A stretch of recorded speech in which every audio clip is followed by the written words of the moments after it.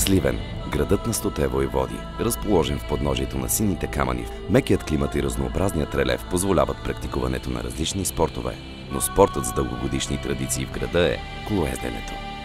Със своето централно местоположение, Сливен играе важна роля в колоездачната обиколка на България. Жителите още помнят с гордост своите медалисти от пистови състезания от изминали години. Днес обаче градският колодрум е развалина. Време е това да се промени. Проектът реновация на открития колодрум планира да вдъхне нов живот на това градско бижу.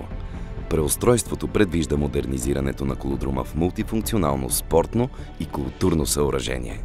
Достигайки категория 3 по изискванията на Международната колоездачна асоциация, колодрумът ще може да бъде домакин на национални и международни състезания на открито.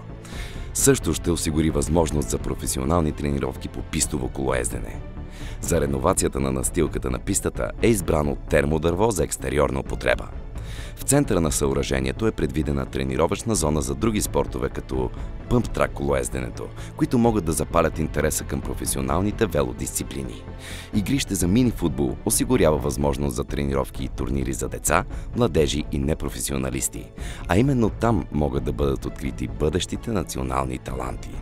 Също толкова значима е и възможността за провеждане на различни събития на открито, като концерти, лятно кино и фестивали. Сини козирки са разположени частично над трибуните, покрити с фотоволтаични панели, осигуряващи електроенергията, необходима за съоръжението. Нова сграда, ситуирана от едната страна на трибуните, осигурява необходимите помещения за функционирането на съоръжението. Проектът реновация на открития колодрум се простира отвъд подобряване на визията на колодрума. Осигурява се възможност на българските колоездачи да развиват и на открито пълния си потенциал във всички дисциплини.